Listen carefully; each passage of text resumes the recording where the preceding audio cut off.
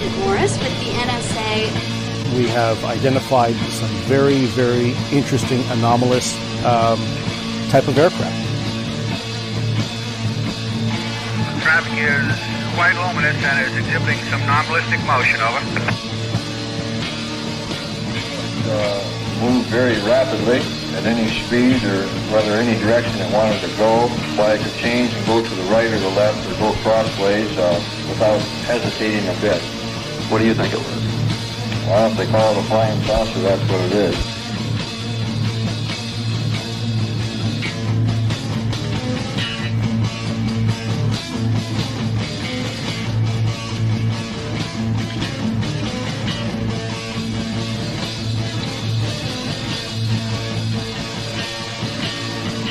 EWA 517, do you want to report a UFO? Over.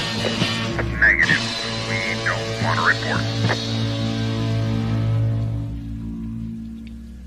Look, it wasn't my worst Wednesday night. Good evening, everybody. Welcome to Apocalypse Now. I'm sorry. Welcome to Anomaly Now, straight out of Austin, Texas. I'm your host, Smiles Lewis. This is the weekly live news media roundup for the 501c3 nonprofit Anomaly Archives, headquartered, as I say, here in Austin, Texas. It's not really the apocalypse. It just feels, looks, smells, and tastes like it. Everything will be just fine, I'm sure. Well, thank you for joining us for this live edition or listening to the rebroadcast in my future. And I don't think you're going to be hearing this, but yes, my wonderful kitty cat is yowling in the background. It's okay, buddy. You can come in here. All right. You can find out more about the Anomaly Archives, the Scientific Anomaly Institute, over at our website, anomalyarchives.org. We have a Patreon where you can subscribe for free, or hey, give us money on a monthly basis. It really helps. We need your help. We need funds to get a new physical location. We have been without a physical home since February of 2021, the snowpocalypse 4 years ago. And it is the coldest night of this season here in Austin. And it's frighteningly familiar and reminiscent, but no freezing rain or snow yet. Though I did see flurries this morning. Well, so one of the activities that I do on behalf of the Anomaly Archives is as a representative of the Anomaly Archives at the... Hi, kitty. We're in here. Come on in.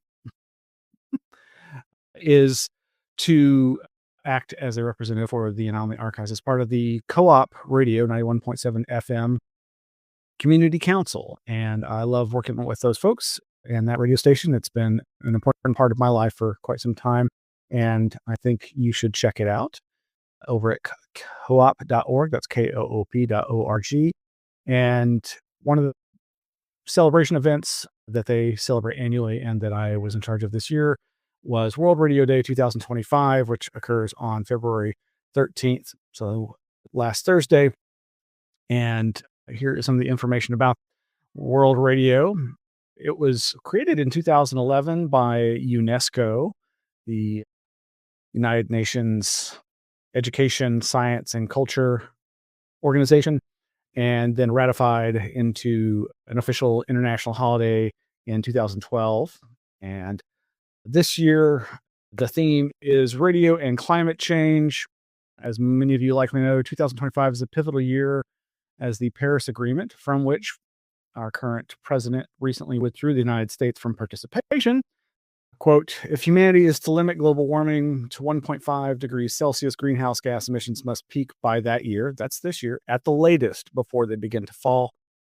Some of the many ways that UNESCO and the United Nations suggest we celebrate and or reflect on World Radio Day and climate change. Know your information sources. Obviously, that's a thing we talk about a lot on this program. And consider how radio empowers people. Community radio helps marginalized voices express their views and participate in public discourse while providing access to information and promoting community participation and engagement. All of which reminds me of the wonderful quote from Jorge Alvarez, president of the Spanish Academy of Radio back in the day, who said, since its origins, radio has been shown to be the most useful medium of social communication for humanity. radio waves go beyond borders and freely reach everybody and everywhere. And it's important also to consider and reflect on protecting environmental journalists and journalists in general. By supporting the climate change reporting of radio journalists, we protect those investigating these environmental issues. Quote, UNESCO, in partnership with the International Federation of Journalists, IFJ, conducted a survey among reporters from 129 countries. Of the 905 journalists who took the survey, over 70% reported being subject to attacks, physical, etc. And of course, in the midst of this icy weather and 4-year anniversary of the snowpocalypse here in Austin, prepare for the storm. Think of all the ways that radio serves as first responder to crises and emergencies like severe weather, power outages, travel issues, natural disasters, and so much more. Many Texans have only to think back to February 2021 to remember how dependent on the electrical grid we are for survival and emergency communication. When the lights go out and the internet shuts down, an increasingly common occurrence, broadcast radio serves as an invaluable lifeline. Anyway, you can find that over at coop.org. And part of this celebration all month, there have been PSAs running. And this past Monday, I was scheduled to appear on the show of good friend and who I met through my former job running the Talking Book Program's volunteer recording studio. Mindy Reed is the host of Writing on the Air Mondays from 1:30 to 2. She does a great little show interviewing authors and writers, and she is no stranger to all of that in that she's been running a editing business for many years while also serving as a librarian for the Austin Public Library since retired, and at that also time was running the Recycled Reads organization that's kind of like the Austin Public Library's Half Price Books. And we had a great conversation. The irony, of course, of this was the morning that we were going to be doing, or rather the day this past Monday that we were doing this interview, that morning, Co-op Radio was knocked off the air by a very expensive piece of equipment being fried. They were able to still are transmitting over the internet. They're waiting for that replacement part. But yes, the irony was not lost on us. So what other signs of the apocalypse are upon us? Well, the biggest news that you may have heard about was the launch of the new Declassification and Transparency Task Force by Rep. Ann Luna. This press conference announcing this was held on February 11th. They held a live press conference. If you go to the Anomaly-Archives.org, we have this page set up for this 2025 Declassification and Transparency Task Force announcement and development that lists the different people that have been from the Republicans set up.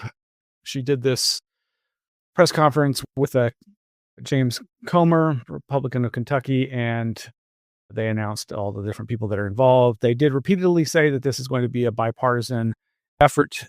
And of course, it comes on the heels of the president's executive directives declassifying the remaining JFK, RFK, and MLK files. And you can go and watch an audio enhanced clip recording of this press conference that we've put embedded into the page.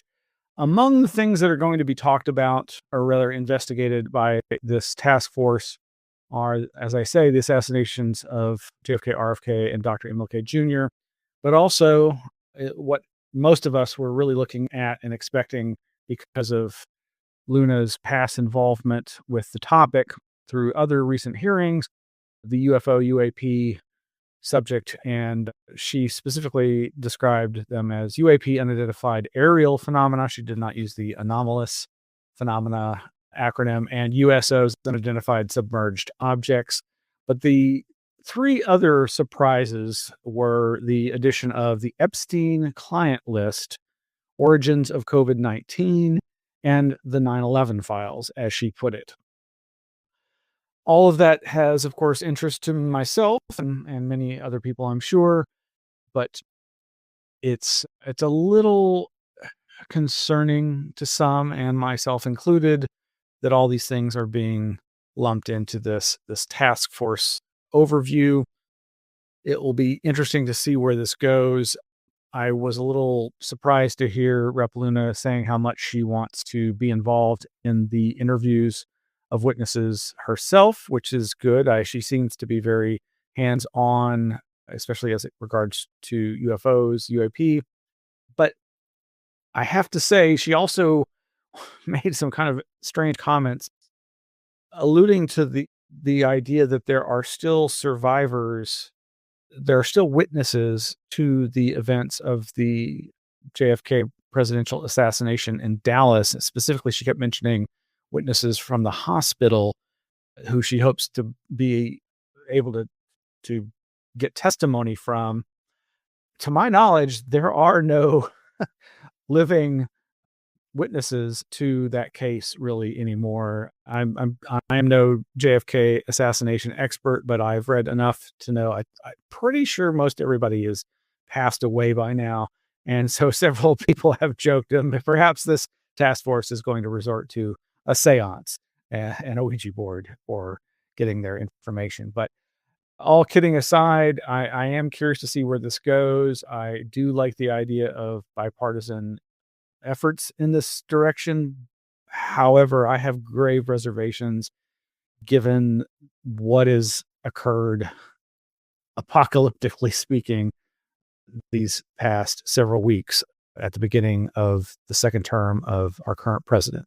So, some of those things that give me pause are things that I commented in our last episode of Anomaly Now 2 weeks ago, where I talked about the very first press conference of the new administration, second term, when talking about the drones over New Jersey, it was described as being a all approved flights, experimental and otherwise, but approved by the FAA. There is a lot of pushback from this, including from, I believe, even Jeremy Corbell, who I've often been a critic of, but I have to applaud him for speaking out about that. But this interesting article over at Magic Without Tears with Marco Visconti, the article, A War of Worlds and Worldviews from Vatican Halls to Tech Billionaires, the Battlefield of UFO UAP Discourse.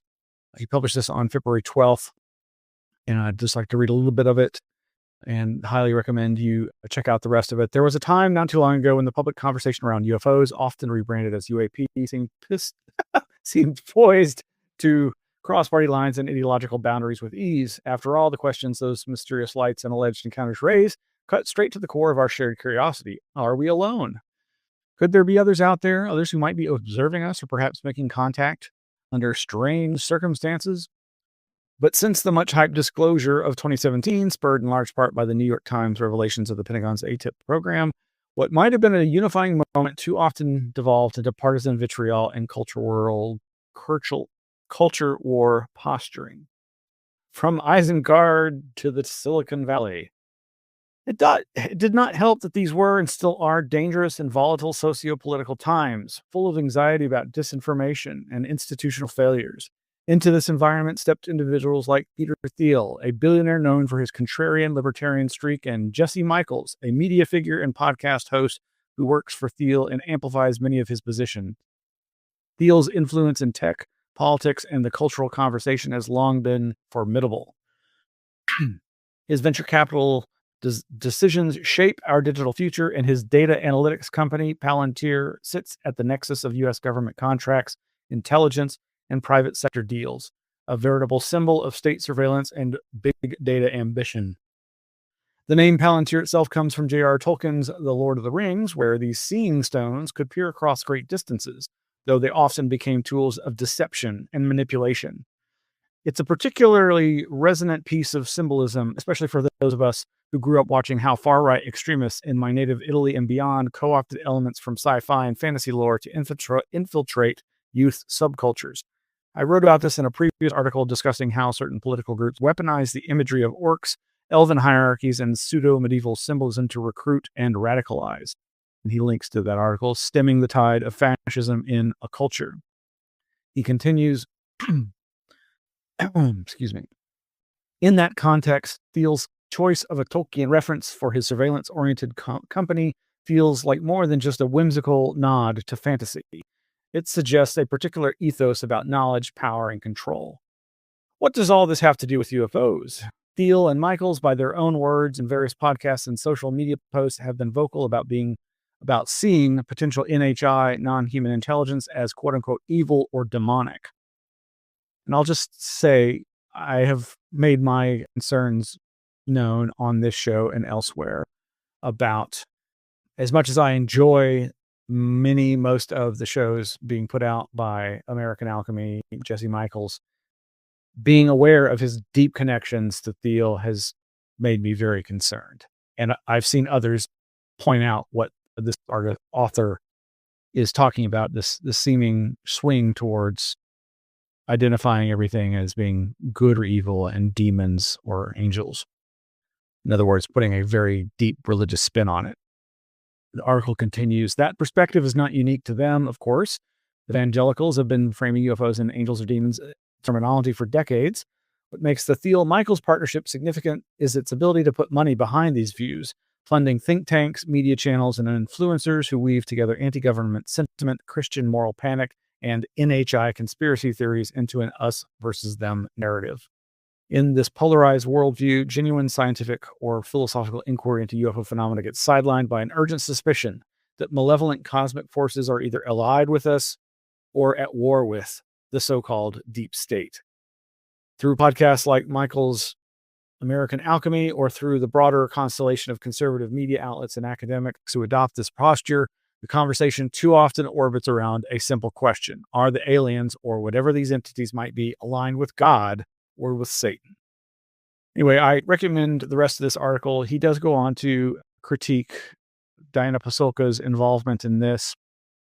She is part of those leading the charge, I think, in a good way, in so much as bringing the subject into the world of academia and putting it squarely in the hands of the humanities, and not just in the physical sciences in terms of physics and materialism. That said, I do think there are concerns about the way she might be being used if it's not some kind of part of her actual agenda, or conscious or unconscious. I don't know her personally. I was honored to appear quoted in her book, American Cosmic, talking about synthetic synchronicity experiences, and I generally like her work. But he does go on to give this example that I've seen others point to, that is Biblical UFOs and Occult NASA interview with Jesse Michaels featuring Carl Nell and Diana Pasulka, in which there are references again to these ideas that the intelligences behind this could be some kind of demons. And I'm not saying that's not possible. I just, all of this is, like I often hear critics say, it's replacing an unknown with an unknown. There's some other footnotes and good references there. But anyway, that's over at marcovisconti.substack.com. That's Marco, M-A-R-C-O, Visconti, V-I-S-C-O-N-T-I. Meanwhile, this other article paints a similar grave picture of where we're at. And it's less about UFOs and more political in terms of where we are at with the current presidency. But it absolutely ties in and brings to my attention something I don't know that I was aware of before. DailyGrail.com founder and writer Greg Taylor writes this article titled, "The Bizarre 2014 Petition That Seems to Have Predicted America in 2025. In 2024, Google engineer Justine Tunney, Tunney, created what at the time seemed to be a bizarre petition on the official White House website. She called on then President Barack Obama to step down and for three specific things to take place. 1, retire all government employees with full pensions. 2, transfer administrative authority to the tech industry. 3, appoint Google Executive Chairman Eric Schmidt as CEO of America. While it made news, nobody took it seriously, and it was covered largely as some sort of crazy person's idea. However, fast forward 11 years to 2025, and that bizarre petition has become reality. 1, retire all government employees. Of course, this just goes on to reiterate what you probably already know if you haven't been living under a rock, that the current administration, with the help of the Muskinator, is purging the federal government and just generally wreaking havoc in an illegal, immoral, and unaccountable way, in my opinion. He goes on to give the example of two transfer administrative authority to the tech industry. The tech billionaires were given front row seats at the inauguration, signaling their importance to the administration, along with Musk's insane amount of illegal power to hack apart government agencies and unofficial advisors like Mark Andreessen. A large number of tech leaders are being appointed to be major players in Trump's administration. 3, appoint Google executive Eric Schmidt. Okay, it's not Eric Schmidt, but it's one of the other tech CEOs. As many have noted, Elon Musk currently seems to be acting as the CEO, if not president, of the United States. But what's the most important thing you can do to educate yourself is to learn about NRX, neo-reactionary movement, the neo-reactionaryism. Was the 24 petition some type of prophecy? Is it all just a massive coincidence? It's neither. It simply stated publicly a plan that major players in the tech industry have been working towards for over 15 years after basically becoming cult members of the neo-reactionary movement, NRX, also referred to as the Dark Enlightenment. I wrote about it at length, warning about this threat before the election last year. See the technocratic conspiracy. But I realize it's rather a long essay, and many people don't read that kind of thing anymore. If the essay is too long for you, below is a shorter video that summarizes much of what I wrote about. And the link is there to this dark Gothic MAGA, how tech billionaires plan to destroy America. Was unaware of this young lady's YouTube channel. I watched the video. It jived with everything I'd already been looking at, and just gets into what, again, we said in our last Anomaly-NOW episode 2 weeks ago about the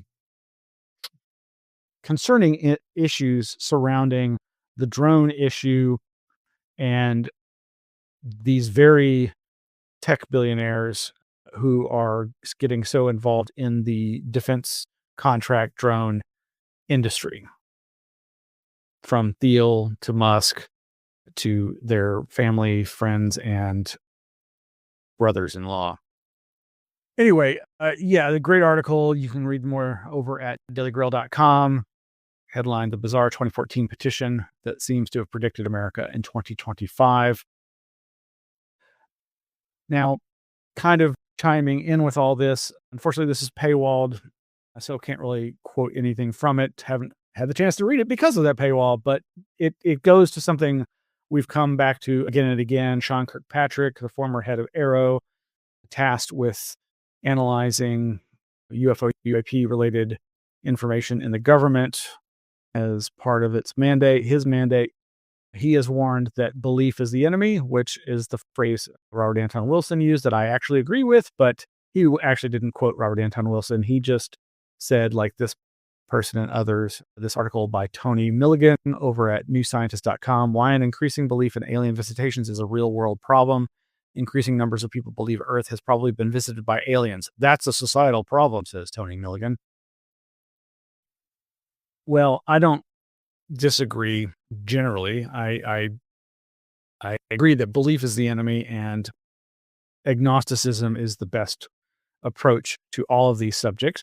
Not that you can't, have a gut feeling or an intuition or even faith that one belief system or reality tunnel, as Robert Anton Wilson would say, is the correct one.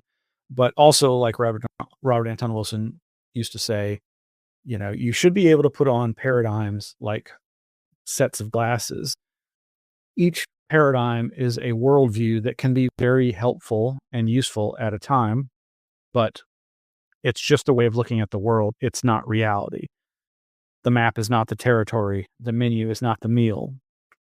These are important but simple concepts that a lot of people have trouble with, perhaps even our president and those advising him. Now, one, in considering whether belief in aliens is a real danger or not, might want to consider things that have swirled around the world of Area 51 in Nevada.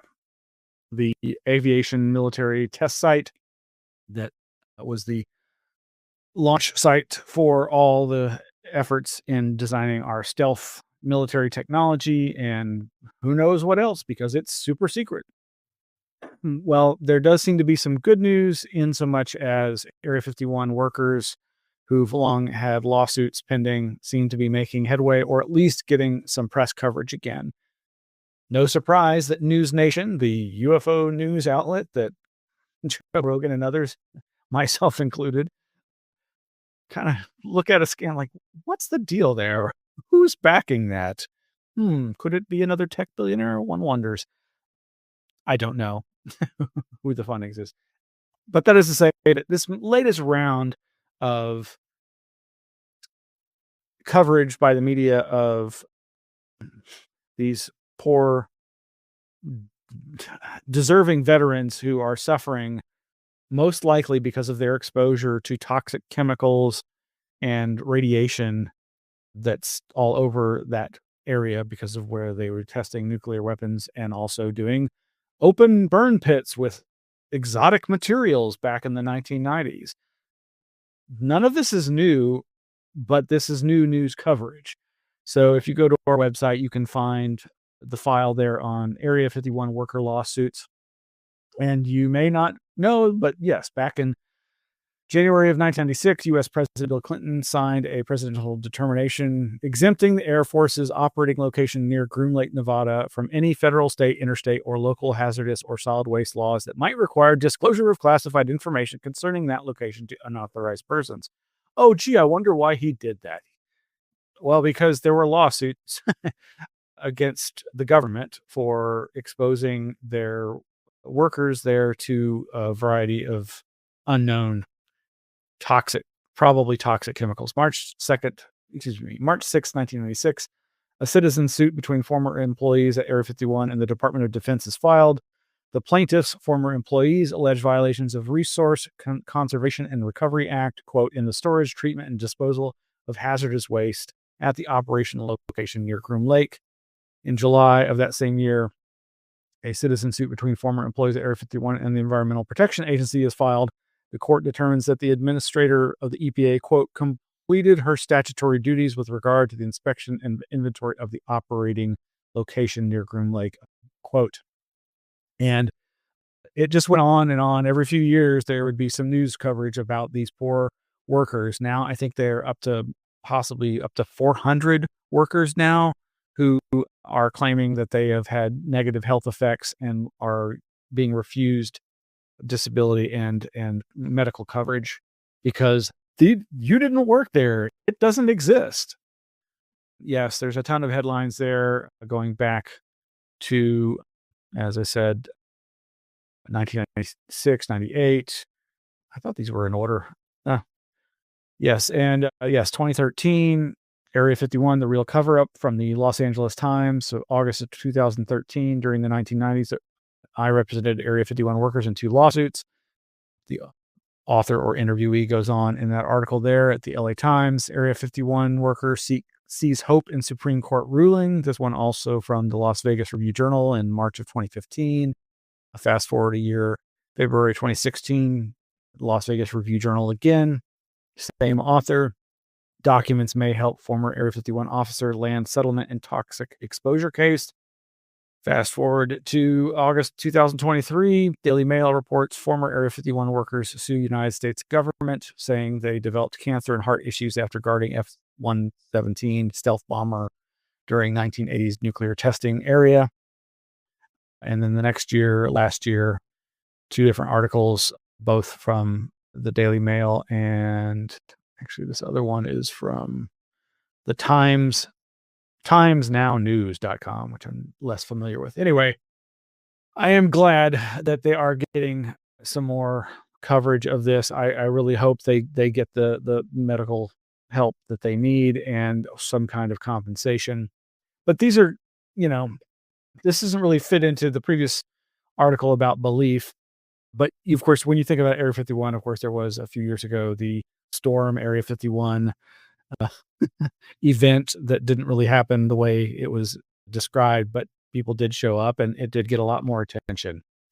for whatever that's worth. And a lot of that had to do with people's beliefs in the anomalousness of Area 51. Now, something that definitely is of more concern when it comes to belief in aliens and so forth. This from 8newsnow.com. Las Vegas man claims aliens told him to kill his father, a report says. A man accused of killing his father told police that aliens had told him to kill his father and that he felt like he was on a different planet, quote unquote, according to the arrest report. Timothy Sarang La, 35, is facing a charge of murder with the use of a deadly weapon. He was taken into custody on the day of the killing, February 5th, in a Southwest Valley neighborhood.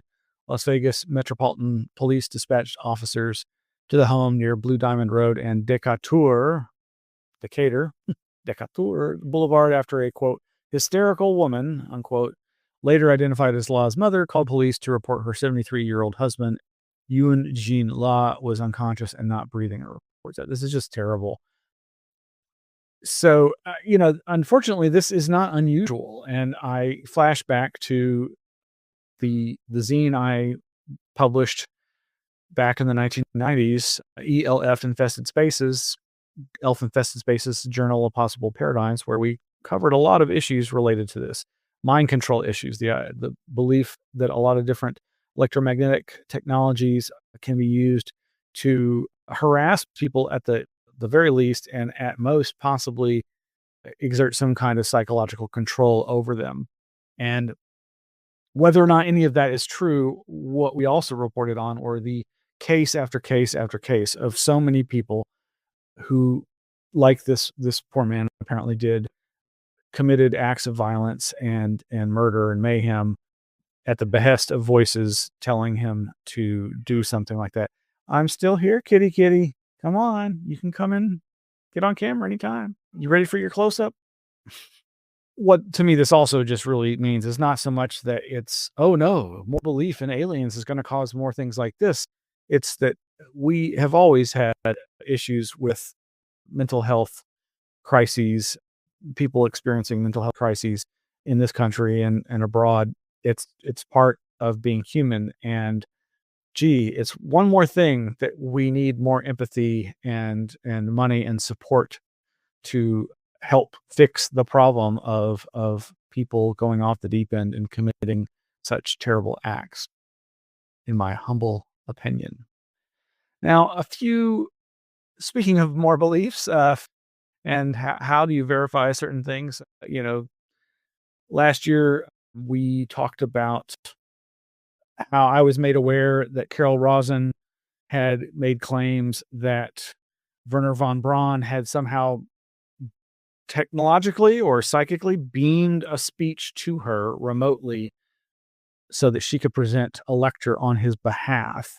That back in the 1970s, he tasked her with this, and she was very concerned, hadn't had any kind of speaking experience on this scale, and yet she says it happened and doesn't explain how, but she alludes to the idea of psychotronic technologies and psychotronic weapons as being yet again one of the things that Werner von Braun, former Nazi, always a Nazi, told her as his assistant that there would be these technologies and that they were the most dangerous technology. But of course, one of the things she's most famous for repeating is her claim that that von Braun told her of an escalation of threats that would be alleged to be besetting humanity, that they would be rogue nations, terrorism, rocks from space, asteroids, and ultimately a faux staged fake alien threat, an alien invasion. These are the kinds of things that unfortunately have never been able to be proven as far as I know. I've never seen any good evidence for this other than her claim of this.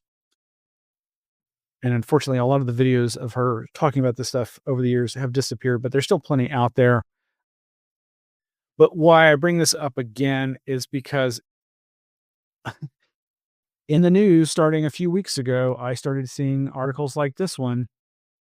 Asteroids' odds of hitting Earth go up as Webb telescope is tasked with studying potential city killer. Yep, there have been various reports about this asteroid that apparently has a small chance of hitting Earth less than 8 years from now, and astronomers are enlisting the help of NASA's James Webb Telescope to study it. Characterized as a potential city killer, the asteroid was first detected in December, and its odds of impacting our planet have fluctuated since then, according to NASA and the European Space Administration, or Agency, excuse me. But what it reminds me of, besides just the use of the possible escalation of threats, as described by Carol Rosen, is what I think I alluded to in 2 weeks ago's show, the last Anomaly-NOW show, in talking about Jeremy Corbell's appearance on, I think it's called UFO Revolution, or one of the other, I think it's UFO Revolution, which is the TMZ streaming on Tubi, I think Tubi TV, UFO series, in which Jeremy Corbell talks about his anger over the way things unfolded with the Immaculate Constellation revelations during the recent hearings, but his claim that he believes there is going to be some kind of fake alien threat, that he's seen evidence that this is part of a plan, and that there's going to be some object described as heading our way and maneuvering. And this all ties in perhaps with the rampant rumors for most of the last half of 2024 that dealt with this idea that one of these telescopes had seen an object heading towards Earth, and that it seemed to be exhibiting intelligent control. And so I wonder if one were to speculate about this escalation of hypothesis, maybe they would hedge their bets, and instead of just going one and then another, let's just combine them. Like the whole Oumuamua object that came through our solar system and caused all kinds of controversy and skeptical speculation about the possibility that it was some advanced aircraft because of its anomalous characteristics, that perhaps it was an alien piece of technology. So anyway, all speculation, just the facts as they are being reported, such as they are. Now, we've also talked about in previous shows rumors that Werner von Braun was also at the Roswell crash site, and we reported on various sources for that, ranging from these fellows, who are their names, Russ Hammerly and Robert Trundle, who I believe were reporting on the claims made by this very individual, Clark C. McClelland, an apparent astronaut.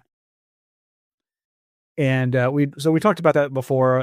We finally created a file for him over on the website, on the Anomaly Archives website, for McClelland. Clark was sad to discover in doing this that he passed away in April of 2021. He had created a blog, or had somebody created a blog for him, which is at clarkcmcclelland.wordpress.com, as well as a YouTube channel where there are only 3 videos, and they are just 3 like this, where he is speaking directly into a low-grade webcam and giving some information about his anomalous experiences.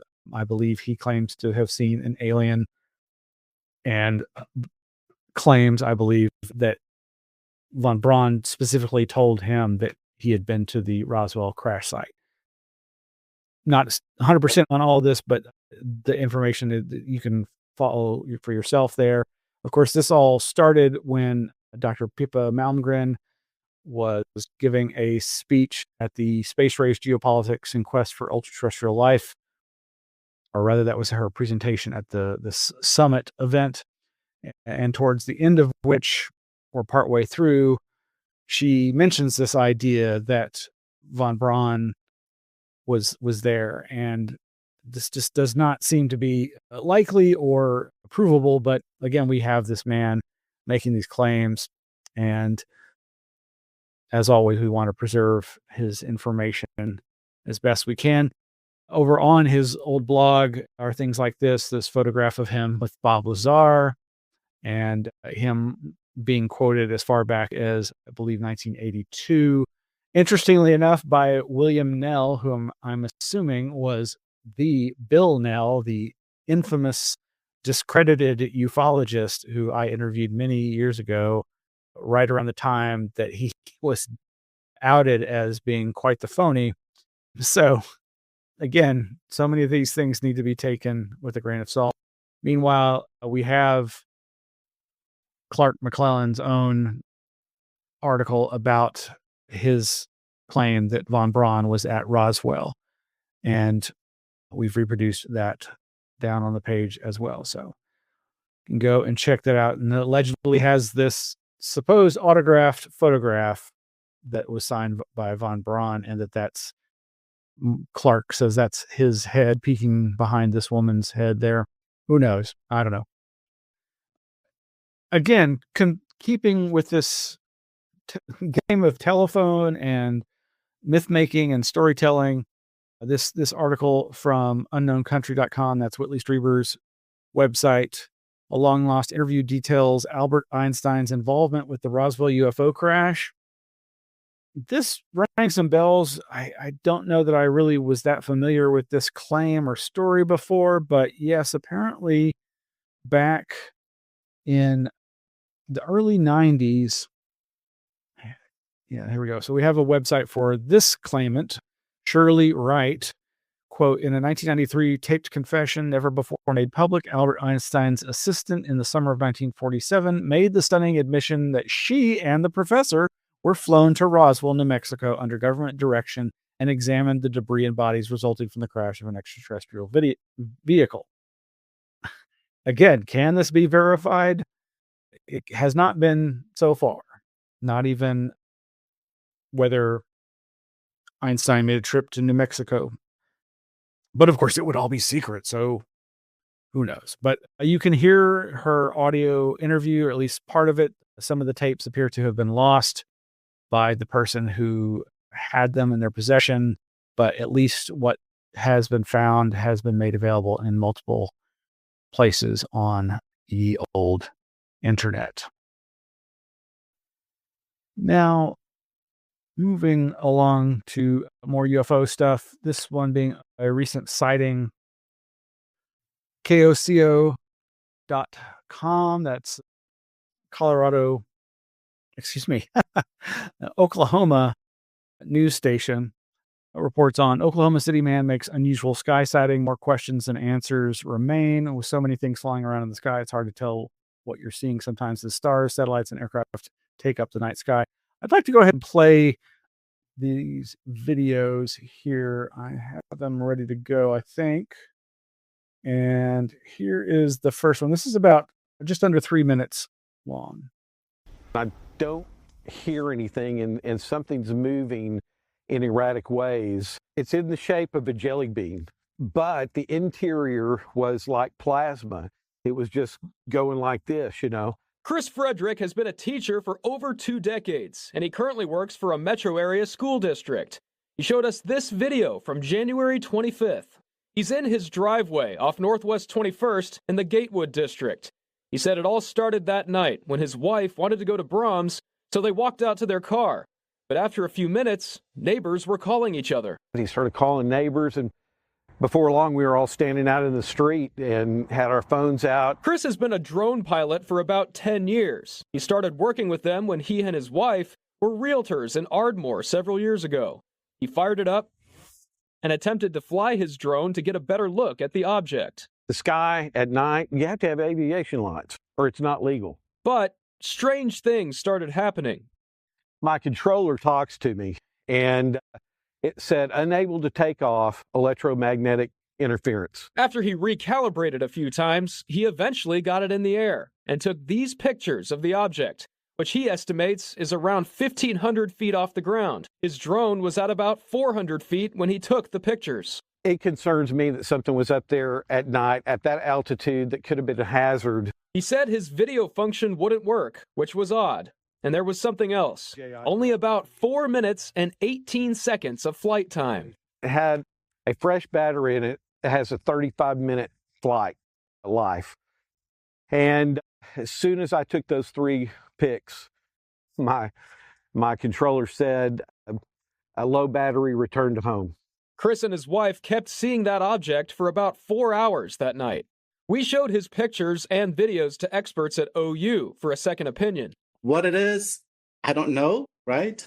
But I think I would approach this question as, what is it likely to be, right? So that's where I'm coming from. Professor Killick teaches astrophysics and cosmology at the university. From the Plaza District, it's south of them because we can see the Orion constellation in the background, so we know their point of view. He acknowledged the object looks strange, but ultimately, it's likely it's just another drone in the sky. I could see a red streak. Now, I don't know if it's because, I could imagine if it's a long exposure.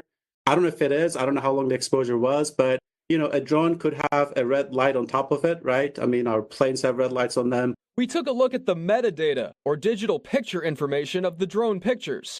You can take a look at that info for all the images right here in Oklahoma City. Jason Berger, KOCO 5 News. Now, I went ahead and, since I didn't see any threads about this topic over at McQuest's metabunk.org forums, I started a thread there and quickly got some suggestions. Now, I will say, it's the issue of electromagnetic interference could have nothing to do with the object. And his estimate of the height of the object being 1,500 feet, hard to say, but there you go. But yeah, Mick West and others have chimed in, and some people have even, I think, found the location of the person's house and noted that this could be in the direction of and over the Oklahoma State Fairgrounds, which might be of note. Somebody pointed out that there had already been a 2017 UFO video over those same Oklahoma State Fairgrounds, though the description of that video contradicts that. But what seems to be the predominant theory emerging? Somebody flying a night kite, a kite at night. I think this seems quite possible. And just real quick, so here's pictures of people flying kites in the daytime. And all this reminded me of something I actually had seen sometime before, which was when I was looking for information on the New Jersey drone flap. There was an interesting video I had seen, which I then posted sometime shortly later down here. And as it turns out, Oklahoma State and Toyota have some kind of kite project going on in Oklahoma, though it seems highly unlikely that this would be them doing this at night. So I found this video, New Jersey mystery drone recovered after crash on beach. Cute video, thumbnail image there of some glowing green object that they've obscured with a question mark and shield. But what's interesting is at about 3.5 minutes into that video, what it turns out is they've created a kite with lights on it that they are trying to hoax UFO sightings and to as a possible explanation for some of the New Jersey drone sightings, which, it's all in good fun, right? But some of the interesting things that came out of that is them making me aware of the FAA's Part 100 regulations, which include that night kite flying has to be restricted to under 500 feet. So that if his 1,500 feet guesstimate is correct, accurate, then it's above the 500-foot ceiling and not within 5 miles of an active airport, which this, I think, is just inside, or maybe I think it's in some of the posts I've seen about this, it's described as being relatively close to an airfield. And also that lights are supposed to be placed every 50 feet along the string. Now, bear in mind all that. Now, another poster in the forum noticed that there is somebody in Reddit had posted this footage. In fact, they posted a little extended version of it. There's some other close-up videos on some of the pages that have where you can kind of see what's described as energy coming out of it, but maybe it's a tail attached that's not the string, but a tail that's flailing around, and so that makes one think possibly of these other explanations. But what I also found really interesting was, okay, so this poster, Jehoseph, Jehosheph, posted this in at least 2 or 3 different Reddit forums and posted slightly different things in each forum. But when you research who that person is, and not trying to dox anybody, this is all public. Oh, here you can really see this kind of weird tail behind it there. But yeah, where in this video, oh yes, what the thread is: Oklahoma witness to UAP with trail. But yeah, the poster is known as Seph, S-E-P-H, or Jehoseph, or Seph Divine, and is with Enigma Labs. Enigma Labs is one of these possibly spooked up, possibly Peter Thiel funded UFO, UAP technology companies. So Seph works for them, or apparently, quote, developing the Enigma Labs collective and ambassador core team to help push disclosure forward. If you want to get involved or check out what Enigma Labs is doing, look us up in the App Store. And sure enough, as I looked around, I found that this fellow, Seph, has been posting about this all over social media, and Facebook, Twitter X, and multiple Reddit forums. He does state that he's been in contact, or they've been in contact with Frederick, the man we saw in the video, who is the witness, and that he's also reported his sighting to MUFON as well as Enigma Labs. It's possible also that this Jehoseph fellow may also work for the Sol Foundation. That's unclear. On his personal Facebook page, he links to his own domain name that redirects to his Twitter X account, and elsewhere he does say that he works for Enigma Labs, but he also includes the solfoundation.org as the among his websites or websites he endorses or suggests. So interesting nonetheless. Yeah. Well, it's probably just a kite. Who cares? We'll see if anything comes of that. We'll see. But if you go to the Enigma Labs website, there doesn't appear to be a way to really search the data very well. I think they intend for you to use their iOS app. There's not yet an Android version. And their Oklahoma sightings page loads a random 6 different reports with video, none of which are that I've been able to see this particular case. So if it doesn't appear that they've made that case public, if they are in fact receiving the information from the witness named Frederick. But oops. And yeah, so like I said, this fellow, his website, Seph Divine, and there is what I was saying, where he lists the Sol Foundation and his website, and he has over on the New Jersey Mystery Drones, Let's Solve It public UFO UAP drone group, excuse me. That's where he's posted more information about that. So he's been very public about this. And then there is his ex Twitter page, Enigma Labs is pioneering UAP research. All right. Well, as we round out the show, 3 more quick articles that are not UFO related. Yay. Ley Lines and the Allure of Imposing Order on History's Chaos by Colin Dickey. This one over at atlasobscura.com. It's a fun read. It's a nice, lengthy article exploring the world of ley lines.